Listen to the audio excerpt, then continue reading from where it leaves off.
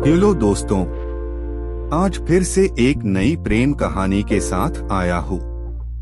इस प्रेम कहानी में हम देखेंगे एक तरफा प्यार की कहानी। आज ये देखेंगे आप लोग मेरे साथ। कहानी शुरू करने से पहले आपसे निवेदन है कि अगर ये प्रेम कहानी अच्छी लगे तो प्लीज चैनल को सब्सक्राइब और वीडियो को लाइक करें।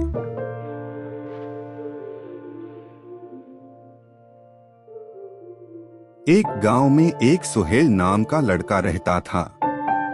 सोहेल की उम्र लगभग 18 साल हो रही थी। वह कॉलेज में ग्रेजुएशन यानी कि स्नातक की पढ़ाई कर रहा था।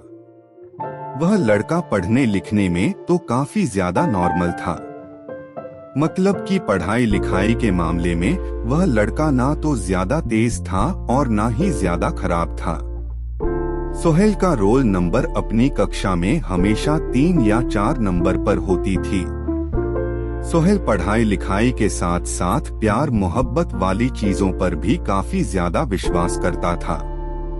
सोहेल चाहता था कि वह अपनी पूरी जिंदगी में किसी न किसी लड़की से प्यार करके ही शादी करेगा।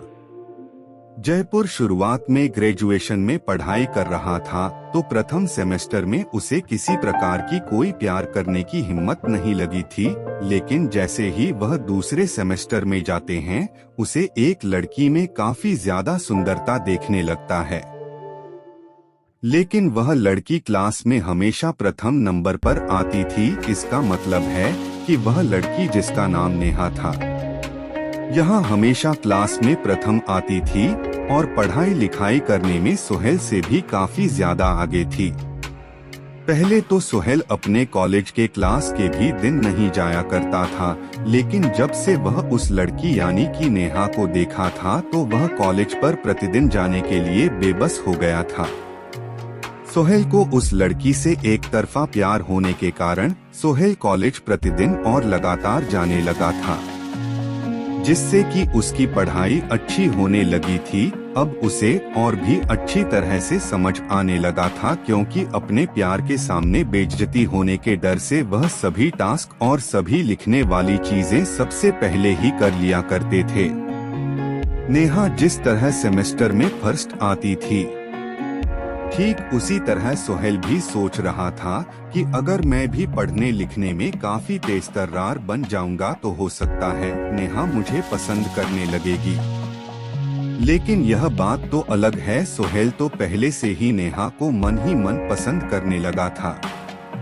अब तो नेहा को ही बार बार देखने का मन करता था सोहेल को। आपको बता दें कि सोहेल हमेशा उसी टेबल पर बैठा करता था जिसके सामने नेहा बैठा करती थी। अब धीरे धीरे दोनों में काफी ज्यादा बातचीत में होने लगी थी, क्योंकि प्रतिदिन कॉलेज जाने के कारण उसे रोजाना कॉलेज जाने वाले लड़कियों लड़के से काफी ज्यादा मिलना जुलना तथा पहचान हो गया था। नेहा भी थोड़ा बहुत उससे बात किया करती थी, लेकिन नेहा का इरादा प्यार करने का बिल्कुल भी नहीं था। लेकिन सोहेल अपने मन में ख्वाब बना रहा था कि वह नेहा से ही प्यार करता है और उसी से शादी करेगा। आपको बता दे, जिंदगी आगे जैसी जैसी गुजर रही थी और वैसे भी सोहेल को नेहा से बिछड़ने का दर्द भी मिलने ही वाला था, क्योंकि सोहेल नेहा से एक तरफा प्यार किया करता था। इसलिए मैं नेहा को सोहेल के प्यार के बारे में कुछ नया तो जानकारी भी नहीं थी। धीरे धीरे नेहा और सोहेल तथा सेमेस्टर के सभी लोग अंतिम सेमेस्टर मतलब कि अंतिम सेमेस्टर में पहुंच गए थे। अंतिम एग्जाम होने वाली थी और सोहेल को काफी ज्यादा दर्द महसूस होने लगा था नेहा से बिछड़ने का। अब तो धीरे धीरे सोहेल का मन में बिल्कुल भी नहीं लगने लगा था, क्योंकि वह नेहा से बिल्कुल भी किसी भी हालत में बिछड़ने के लिए नहीं सोच रहा था। आपको बता दे, सोहेल धीरे धीरे अब तो रोने जैसा हालत बना लिया था, क्योंकि अब तो उसे यह भी लग रहा था कि महज कुछ दिनों की बात है, कॉलेज बंद हो जाएंगे, सभी की छुट्टियां हो जाएगी। फिर अब कौन कॉलेज में नामांकन कर आएगा, तो सभी लोग अपने अपने घर जाकर अपने अपने शहर में ही पढ़ाई करने वाले थे। ऐसे में सोहेल काफी ज्यादा दुखी रहने लगा था। एक दिन जब सेमेस्टर का आखिरी एग्जाम चल रहा था, सभी लोगों को एक दूसरे से बिछड़ने का वक्त आने ही वाला था। उससे पहले सोहेल चाहता था कि वह नेहा से बात करें कि वह उससे प्यार करता है और उसका फोन नंबर वगैरह लेकर उसे सब दिन के लिए बात करने के लिए तैयार करने के बारे में सोच रहा था। उस दिन तो परीक्षा का आखिरी ही दिन था। उस दिन के बाद से अब कोई किसी को नहीं मिलने वाला था। जैसे ही सभी लोग अपने अपने घर जाने लगे थे तो सोहेल का घर काफी ज्यादा दूर था और नेहा का घर भी काफी ज्यादा दूर था। परीक्षा खत्म होते ही सभी लोग अपने अपने घर की तरफ चल पड़े थे। साथ साथ नेहा और सोहेल भी अपने घर की तरफ चल पड़े थे। वैसे तो पहले नेहा को लेने के लिए उसके पिताजी को ले जाया करते थे, लेकिन उस दिन एग्जाम दूसरी शिफ्ट में चल रही थी और काफी ज्यादा शाम हो गया थी।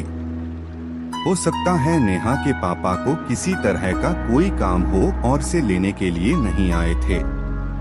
नेहा को इस बात की जानकारी बिल्कुल भी पहले से ही थी, इसलिए वह अपने घर जाने के लिए बस तथा ट्रेन का बारे में पता करने के लिए स्टेशन तथा स्टेशन के बगल में बस अड्डे पर पहुंचने लगी थी। लेकिन सोहेल हमेशा से ही ट्रेन के माध्यम से ही अपना घर जाया करता था, क्योंकि कॉलेज से महज 3 स्टेशन ही होते थे उन्हें घर जाने के लिए।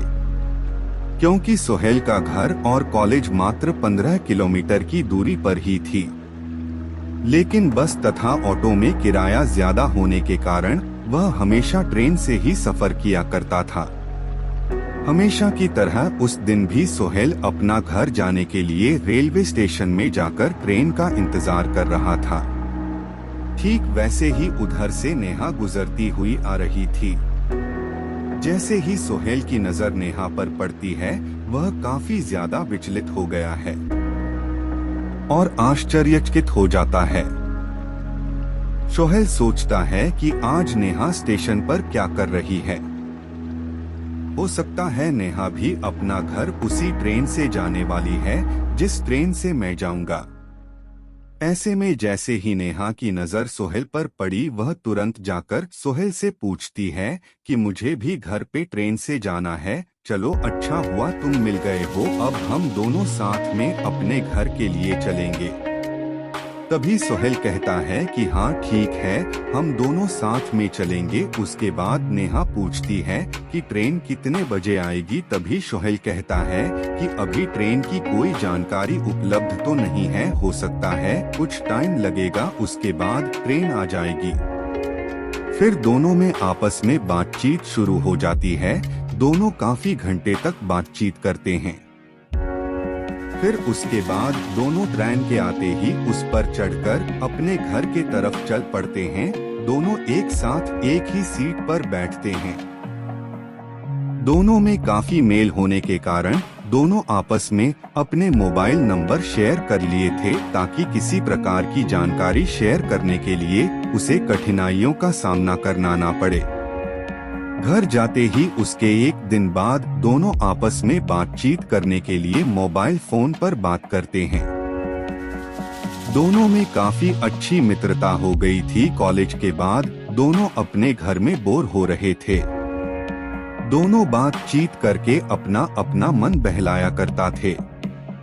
ऐसे में धीरे धीरे दोनों में काफी प्यार हो गया था और सोहेल को अब तो उसके सपने वाली जिंदगी मिलने ही वाली थी, क्योंकि सोहेल के मन में जो चल रहा था, उसका एक तरफा प्यार जो उसके मन में चल रहा था, वह पूरा ही होने वाला था।